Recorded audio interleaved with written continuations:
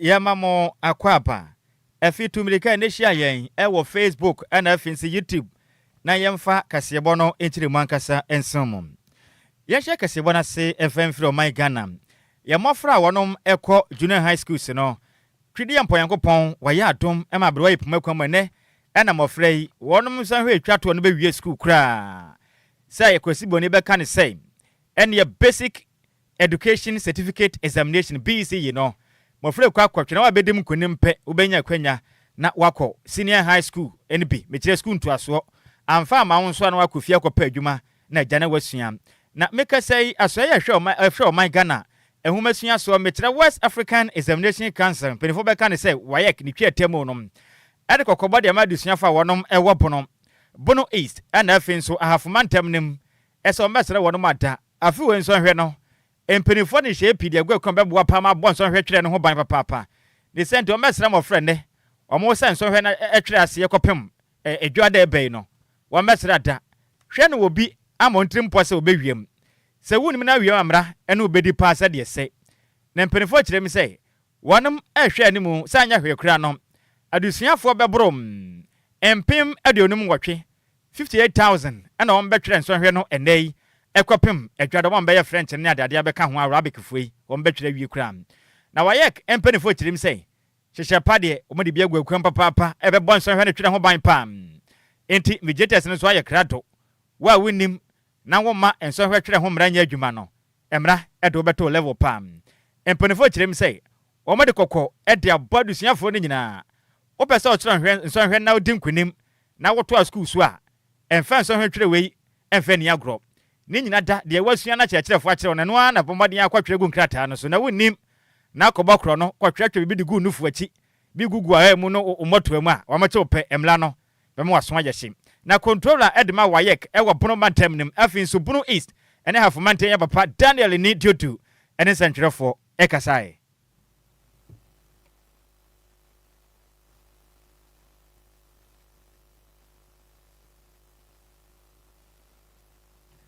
ye boye homoden senka yense betimi aka eye controller controller edema wayek egwa pro mantem no ana hafu so bono ahafo yem papa ni den ede Daniel ni dudu na ye hwese yensa betumi aka na yenkwa cheke hwese ni yensa kan na ye boye homodin bia nanso enne no nya ade a efa ye boye homodin a sanka yensa betumi aka yem papa Daniel ni diodo no nanso entimi emma na eno ache no ye momodin hwese adusuafo mo gemre ene santwerefo din komo hye mapa wo mo de agua kwam ne hye pombo momodin de agua kwam beboa den so hwe no matwe ne yenkwa abusuafo na ho siesie no enso do mo so di jan santwerefo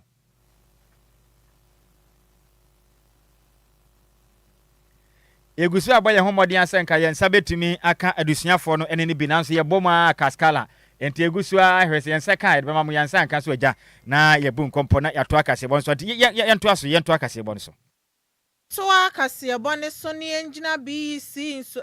nso hanimu sensema na mrahye bedwani ede ma yetamale central Ali du Seidu Mahama ahyebo sa mo from bebo mo homodin ye ewo BC so hanimu mbenya gige 6 no scholarship do de bema wo mama matimi akọ secondary school se wo so to amoso krampo na obetimi ato amoso esanse se utimi bo homodin ya grade 6 dia na chese waya de ye papa no chema omo ye extra classes be ye bosome ene de ma amofra no na chese wo so mo tete wo no mutimi suade ni ye se ne be omo so be boa wo na sa extra classes we eye dwumadi eye Muntala Mohammed wanya ne ba bi ko ana de sa hye we e de ba ye se ne be ye betimi so abo amofra no na timi asiesie wo se ne be ya eye akoba so mo kotron so he na omo so no betimi atro na cheso ma ye fully prepared papa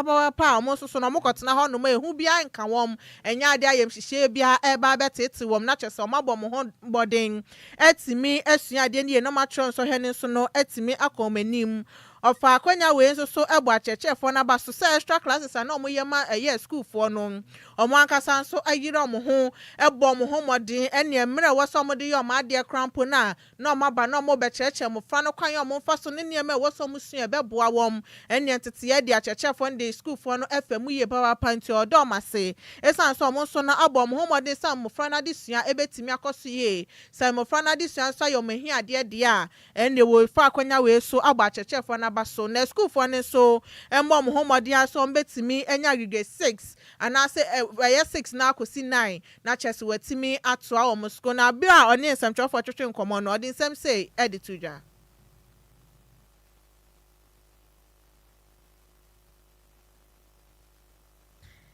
ye boy ye homode na se nenu fidie no chese se ne eye no omo pesa mo ni ye ndi agro bia na se ye boy ye homode enya aba pe ye bebo ene no ede amamo yentoa kasebo no so na yenkwaso anyina mu LBC so hwe no etwere ho a na ye hwe boy ye homode se ne ahodo no ebetumi ede amamo ye hwe Sikapa ene na tuma na ye hwe. And the classes were of 1,801 students. And the classes were organized in 5 different centers across the constituency because of how vast it is. So the classes were done over 3 months period in 5 different centers. So this morning we started with all the centers. We'll go and then speak to them, advise them, counsel them, and then give them the mathematical set. One of the best tools that you need to write the exam is the math set.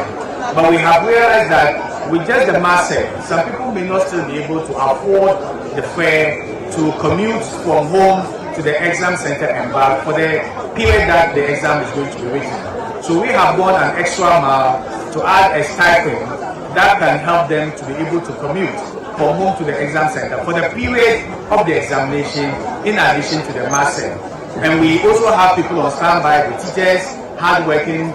diligent, vigilant teachers who have been teaching them to also assist in terms of what? Refreshing their memory what they have learned before and during the exams. And we have not also left the teachers alone. We know it's very difficult. They have been volunteering their time. And we can't pay them for the time they have volunteered enough. So we give them just a stipend to also help them drink water as part of the training process. Eni ya uti ye mrashebe jeni ede matamale central eye ali du seidu mahama anoche mamufrano ebo muhomoden ewo bi sin so he no munya grade 6 ya de obeto am so san hyehyɛ we ade a eye muntala Muhammad wanya ne baby ko na de san hyehyɛ ban to no soso no eto aso ede amawo yentoa kasebo no so ne yemfe ye ne mfankyire mu mai Ghanaian santemantemu na egusu agyere mu ewo BC ensonhwe no etwere ne ahye ase o man Ghana mantam ne mensene nyina mu no na se bebo wapa na mofrei ensonhwe mkwakwa twere ne wono fa ahudie na omo ho bambɔ nsem bibia be kon kan mapa da kwama boa na wonom etimi akyere ensonhwe da dim nkwanim nte no Mr. Kwaku Abonye dodo abona mane say Chairman Great Osama papai waye yankopon so ade pa ne wabɔ no homoden adoye kese pam edema basic education certificate examination BC adusuafo na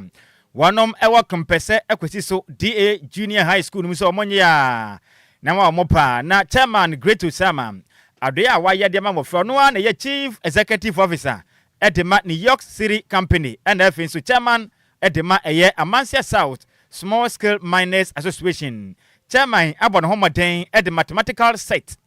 ne boa besom sika twetwere die panya Ghana sika keto akra dodo na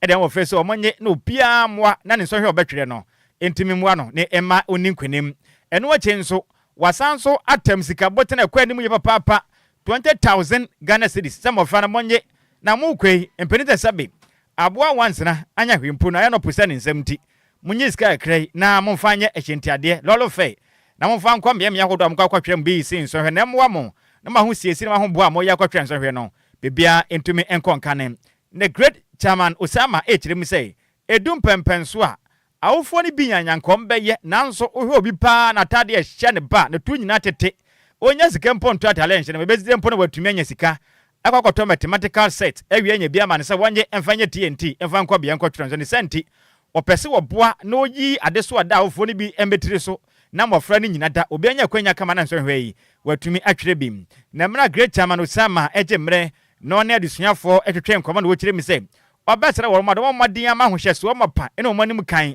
omumfo obo na ne die ama kyerɛkyerɛfo no mundi hyehyɛ ahodo am ebeta ensonhwetwe ni nyina so no mo twam mfamfiri ensonhwetwe mu kro no po se beya adusua omokwa omamodin so ne kokotwera nsonhwere mu wie pa nkune betumi aba na bia ka wonom ene mansini ne nyina sentimental mu nyina da na afin so mawofo na ma kyerɛkyerɛfo nso wonom enye nimunyam o kyerɛ mi sɛ ɔbɛ na fam de be ɔbɛya boa sɛ de mɔfra mo wɔ potem ho nyina no so hwɛ ɔmbɛtwe no obi betumi adi mu nkunim na nneɛma ya akade no omu nyina da ensa betumi aka great chairman kyerɛ mi sɛ baba no homɔden asan so de scholarship de amamofra ne nyina da we ni bɛyɛ adusua ɛmɛ ni sɛ akyi ba wo wie school na wo toa so akɔsi ne ha school no ma obetumi ama ɔyɛ trunk buses ahoto mattresses chop boxes ne nyina ka ho no akyi sika pe wa de beta so no enya se me commenti bo ho modern se obetumi di nso obedi nso hwere twere mu nkonim na wo wie se obekɔsi ne ha na wo ne ho akram na chairman great osama de ne kasa ba wie na o kyerem se obesere ankwankra mansia sat mensin mu nyina obi na fam de mu nyina mo na nso hwɛ enuma nkɔ nkan fam ofre ne bo modern na senso hwɛ twere nkona di mu nkonim wie na se nwuma sua kɔ nanim a mantam ne mensin so ebetuma giden wo my Ghana mu nyode nsem sei ejansan twerefo afi bia no ye afi de ma e asombo se de me kan na no se me hye me man kran se de daachi so de me kan na yehia ndifuru so ye no so enkwa no wa hye me kran na se wa mo wo mo abana se me bia nti na basa school no to kwa e no ani me pese me hye me bo hye na me hye omutumi eye se de me kan na ye so no so na yama omo bi akiri no so ade ho se sei na no ye na omo so ato so ese de me kan ye na tena fie ni sua de mu fie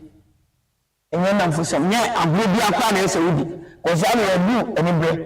o ye no hwa no ntofo na yese bi ama omo pa abo pa ara nyum no e ya adwe nto ya na mfosam bi bra ne ma so twa ntumi ntwo eni ya woti yei eye chairman great osama na odina no si yepe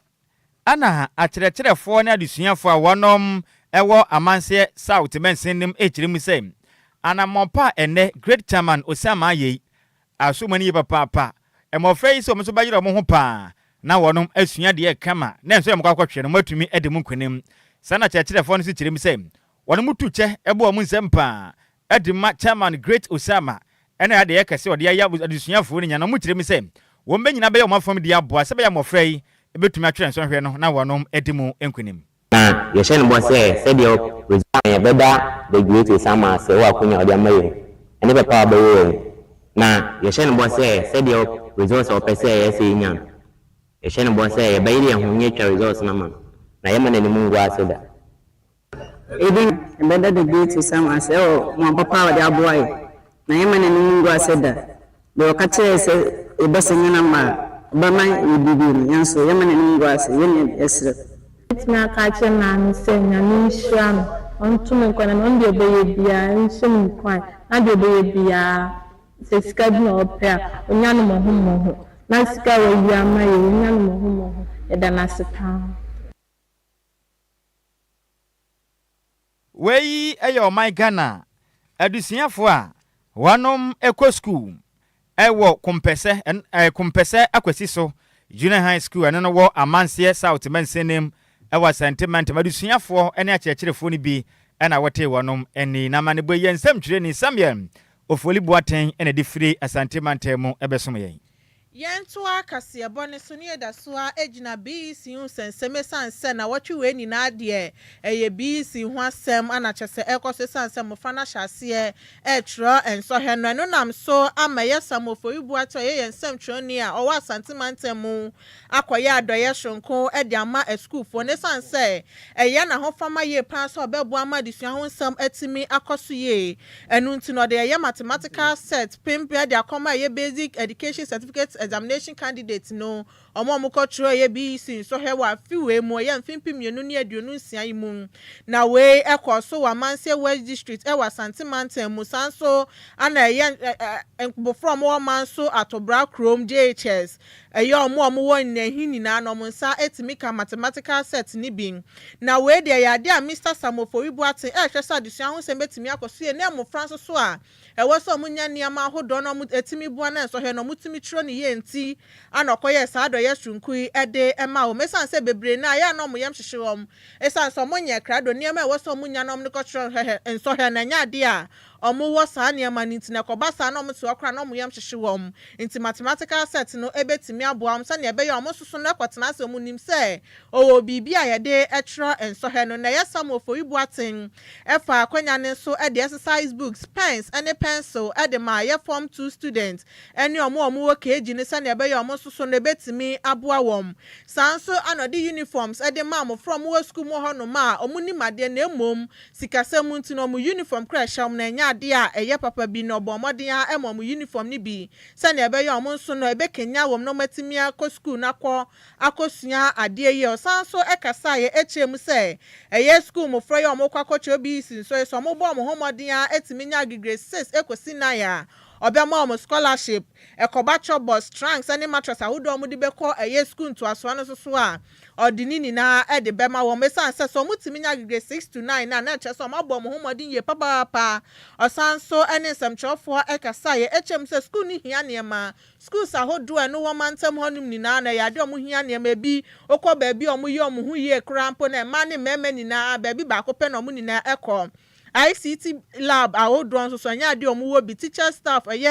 baby a waso omo tra bungalows ni adi na staff room ni na nya de omo wo bi wo honum to omo sra ban sanso anadwumeko ensha ban mu so omo meboa wom na ha wa ye schools ahodron ne fem e wa Santimantem na omo so betimi aboa wom na omo so ahesa de so ahu se betimi akosie e wo man mu Adjoa ene de ya yemofra no aka na otwere mbokọ twere nso hwe no de shemi nkran pa mambe ye sa adwumedi ye se edu tam se a abofre bo a de kotro so he se ma DLFM de mom ene kam ya ene metu na mo aba Manse West amabe donation de mom so monji sama seti amfa nko eye BEC center no mfa nko twero me mu ye den kra na e de a mass de ombe draw ombe shape ni ade ombetmenya sama seti no ade di dwumedi amama pass amankunidie aba amo so manso atobere krom Adjoa ye emprane ase ene na hene ndi duru se ya e wo se omama set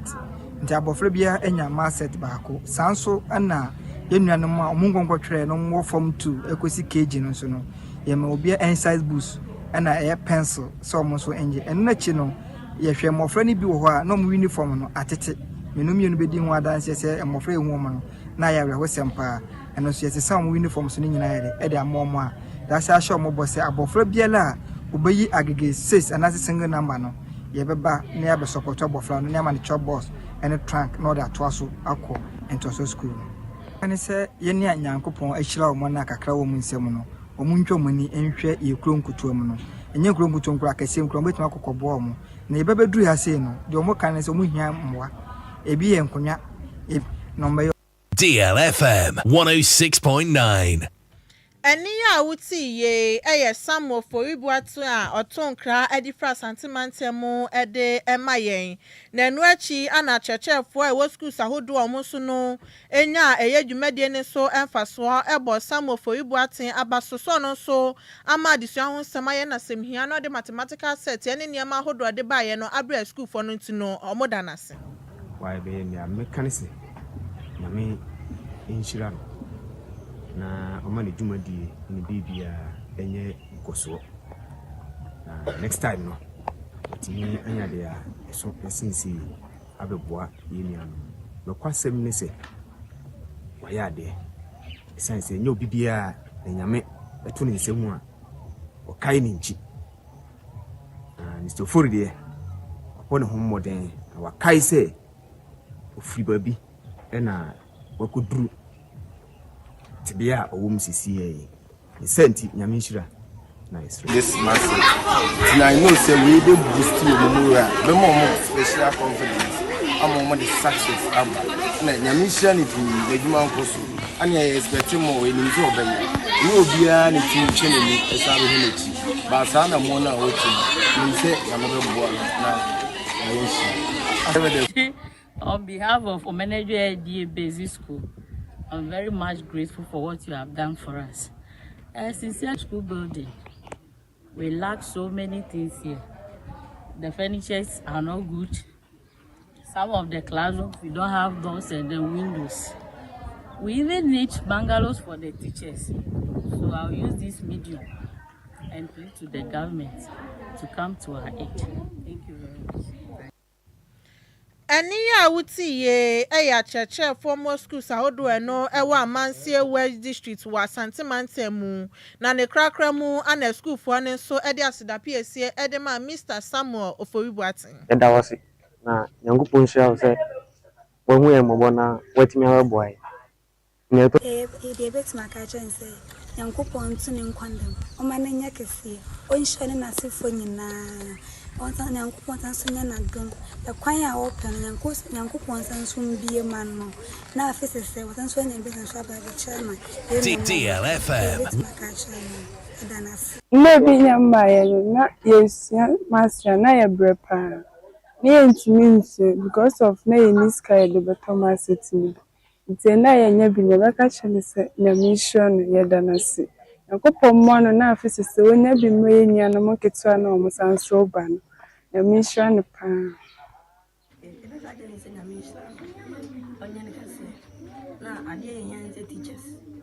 teachers, you need teachers, a school and windows,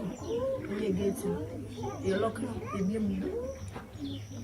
some I will catch and say, mission, one year casina, a dear da, or my.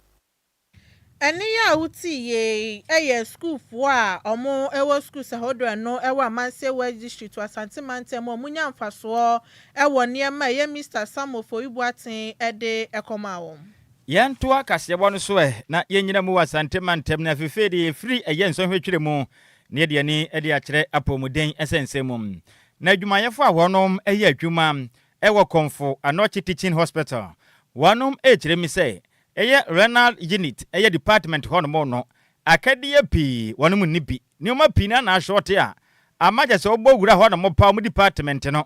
arafo eba hono mo no wo maso aye shibruta ni senti de adu empeni we sabe atupempim ahokyere pa na abani senti wombesra wo man mu mpenifo mo ka bia wo mi se de adure no wonom ehia akadia pa wonom ukire mi se du ba bi pa se monitors wo mu nibi empa yalefo beda so ekire din nema wudo pie betumi aboa na afi omutumi de acheke adehye omo pressure ne ade na dwumadi akwanka de ma wormo no edu ba bia na ekire ayensempi ni senti wo mesre wo manyi mu titiri no osonfo no na odo man Ghana ya pomuden anom oniminyamfo kobena minta akanto se de adrei embene se be de jawa ne de asoa ni senti wo mesre na da wo ma no homoden na omonka bi na momwa se be ya kade ahodo am Komfo Anochi aban de sabie behia ede apadwumaden eye renal unit hono mo no wonom sa intimi enkam na nurses eye nurse manager ede ma child and health directorate ewo Komfo Anochi aban de sabia eye Barnabas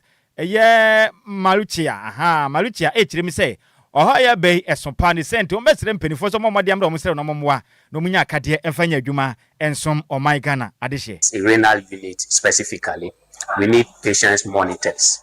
Monitors are those machines that will help you to know what is happening on the patient, whether he is improving in the care or he is deteriorating. So these are key instruments that we need to be able to monitor our patients. So patient monitors are very important to us. We need cardiac monitors. We need weighing scale. We need BP apparatus. We need beds. Some of our beds are not good enough to be able to receive.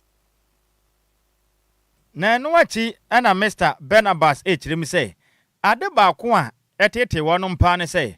my Ghana de hye ko honom ekwaji wonom apomuden ayalefo ndodo na no wonom ba honom a enduro ndodo na bo den wonom nsa entimi ensoso muntumi nto endekoba ne sa pe na wonom aka honom entiam besre my Ghana de hye so momode amfo no mfa mu ewo Komfo Anochi aban ayale sabia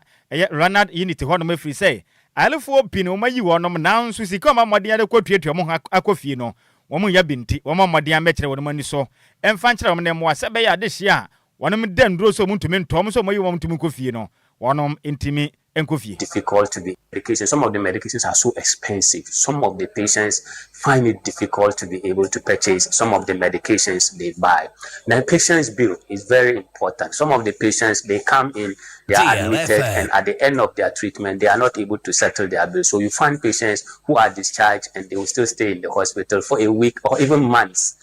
and not able to settle their bills. And of course, children need food. One of the things that they encounter with the renal condition is the fact that they lose a lot of nutrients and they need specialized food, specialized diet that will make them be able to recover speedily. Eni ya wote obohura mu ewo konfo anoche aban alesabia ono ene woda eye renal unit no anom eye nurse manager ana featured and health dilator nidin ade Mr. Barnabas ena wotini kene no wachi no ena fanta edema ASI kidney health group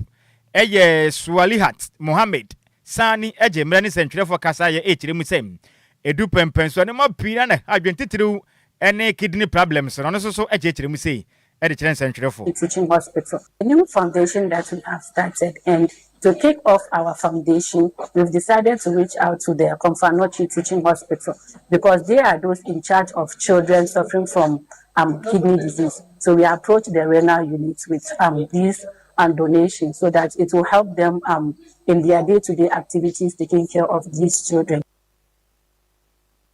Eni ya wuti obowura mu ewo konfo anoche aban sabiam eno ewa santimante mu a ono ana wada ASI eye foundation no ano ne din ede eye Swalihat Mohammed Sani ena wote nini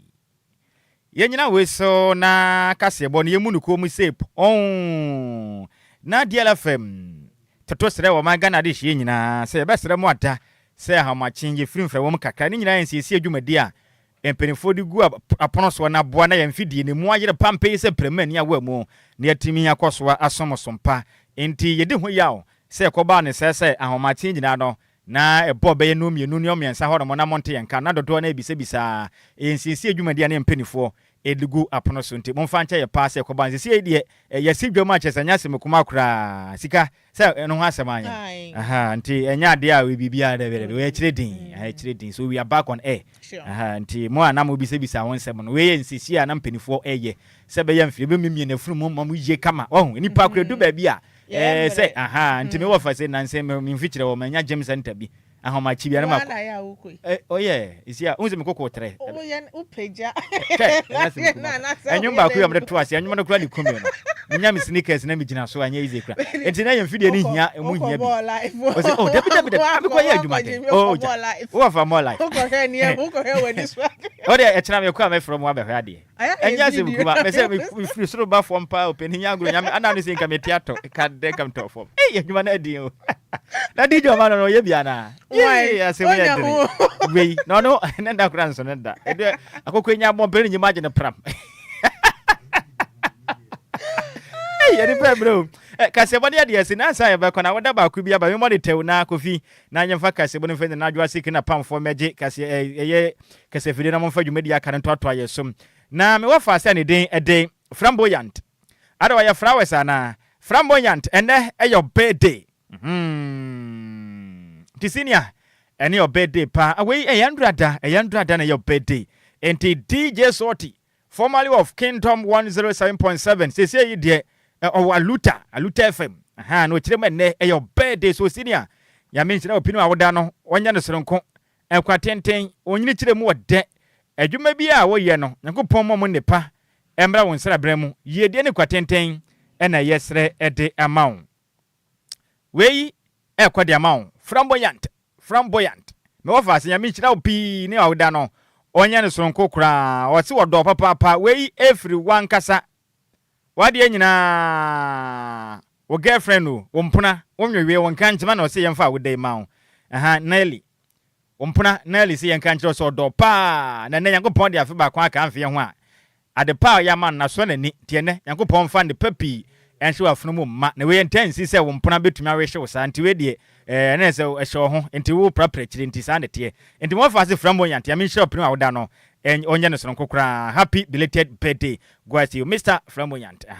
champion man on ya me shop we every wow girlfriend and den ede Nelly no say yemfa birthday we emfa mo DJ Sorty eni pian so ede emaye kasebone de semusefo no ya Miss Mabel Antwina ye mo fa se Samuel Akwa DJ Zigibi